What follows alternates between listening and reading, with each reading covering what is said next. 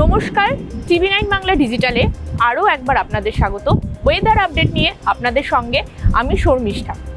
আজকে আলিপুর আবহাওয়া দপ্তর যা পূর্বাভাস দিচ্ছে তাতে নতুন সেরকমভাবে কোনো তথ্য নেই। আলিপুর আবহাওয়া দপ্তর আগেই বলেছিল বঙ্গোপসাগরের ওপর একটা নিম্নচাপ তৈরি হয়েছে এবং অতি দ্রুত সেই নিম্নচাপ গভীর নিম্নচাপে পরিণত হবে।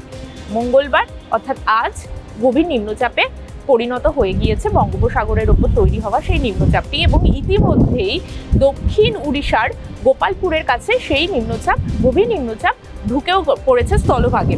এর ফলে উড়িষ্যার পাশাপাশি গাঙ্গেয় পশ্চিমবঙ্গে প্রবল বৃষ্টিপাতের একটা পূর্বাভাস রয়েছে। বৃষ্টিপাত হতে পারে দক্ষিণবঙ্গের প্রায় সবকটি জেলাতেই, কলকাতা সহ দক্ষিণবঙ্গের সবকটি জেলাতেই আগামী দুদিন ধরে একটা মাঝারি থেকে ভারী বিক্ষিপ্ত বৃষ্টিপাতের সম্ভাবনা রয়েছে। সঙ্গে 30 থেকে 40 কিলোমিটার পর্যন্ত ঝোড়ো হাওয়া বইবে। তবে দক্ষিণবঙ্গের পশ্চিমাঞ্চলের জেলাগুলিতে উইকেন্ডে বৃষ্টিপাতের পরিমাণ প্রবলভাবে বৃদ্ধি পাবে।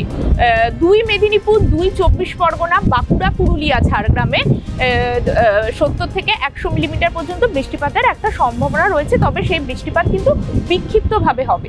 সঙ্গে 30 থেকে 40 কিলোমিটার পর্যন্ত ঝোড়ো হাওয়া বইতে পারে। যেমনটা অ্যাকচুয়ালি আজকে কলকাতার ওয়েদার দেখলে খানিকটা বোঝা যাবে। কলকাতায়ও সকাল থেকে একটা বিক্ষিপ্তভাবে বৃষ্টি হচ্ছে এবং সঙ্গে ঝোড়ো বাতাস বইছে। কেবলমাত্র দক্ষিণবঙ্গেই নয়, এই একই পূর্বাভাস রয়েছে উত্তরবঙ্গে, অর্থাৎ উত্তরবঙ্গে উপরের দিকের 5 জেলায় দার্জিলিং, কালিম্পং, জলপাইগুড়ি, আলিপুরদুয়ারে বিক্ষিপ্তভাবে ভারী বৃষ্টিপাতের পূর্বাভাস রয়েছে। উত্তর দিনাজপুর, দক্ষিণ দিনাজপুরেও মাঝারি থেকে হালকা বৃষ্টিপাত হতে পারে। আগামী 3 দিন অর্থাৎ মঙ্গলবার থেকে বুধ, বৃহস্পতি, শুক্রবার পর্যন্ত উত্তরবঙ্গের ওপরের 5 জেলায় দার্জিলিং, কালিম্পং, আলিপুরদুয়ার এবং জলপাইগুড়িতে মাঝারি থেকে হালকা বৃষ্টিপাত হবে। তবে শনিবার থেকে এই সমস্ত জেলাগুলিতে বৃষ্টিপাতের পরিমাণ কমবে।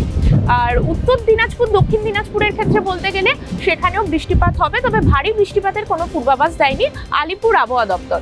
যেহেতু বঙ্গোপসাগরের ওপরেই গভীর নিম্নচাপ, সেক্ষেত্রে স্বাভাবিকভাবেই মৎস্যজীবীদের আপাতত সমুদ্রে যাওয়ার উপর নিষেধাজ্ঞা জারি করেছে আলিপুর আবহাওয়া দপ্তর। তবে একটা খুশির খবর রয়েছে, সেটা হচ্ছে যে গভীর নিম্নচাপটি দক্ষিণ উড়িষ্যার গোপালপুরের কাছে অবস্থান করছে। সেটি দক্ষিণ উড়িষ্যা এবং দক্ষিণ অন্ধ্রপ্রদেশের মাঝামাঝি জায়গায় রয়েছে।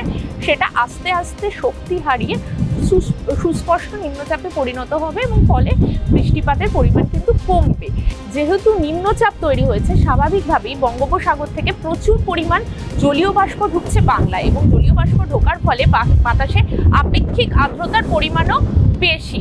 উত্তরবঙ্গে আপেক্ষিক আর্দ্রতার পরিমাণ যেমন বেশি, স্বাভাবিকভাবে দক্ষিণবঙ্গের আপেক্ষিক আর্দ্রতার পরিমাণ তার থেকে অনেকটা বেশি। কলকাতায় আজকে সর্বনিম্ন তাপমাত্রা প্রায় 26 ডিগ্রি সেলসিয়াসের ওপরে ছিল, এবং বাতাসে এই মুহূর্তে আপেক্ষিক আর্দ্রতার পরিমাণ 65 থেকে 91%। কলকাতার ওয়েদারটা দেখলে আপনারা হয়তো অতটা বুঝতেও পারবেন না। হালকা বৃষ্টি হচ্ছে, সঙ্গে ঝোড়ো বাতাস বইছে, কিন্তু বৃষ্টি যখনই থামবে তখনই কিন্তু একটা ঘর্মাক্ত পরিবেশ তৈরি হবে। আজকের মতো ওয়েদার রিপোর্ট এখানেই। আবহাওয়া দপ্তরের নেক্সট বুলেটিন নিয়ে আপনাদের কাছে আবারও আসবো। আপনারা নজর রাখুন টিভি9 বাংলা ডিজিটালে।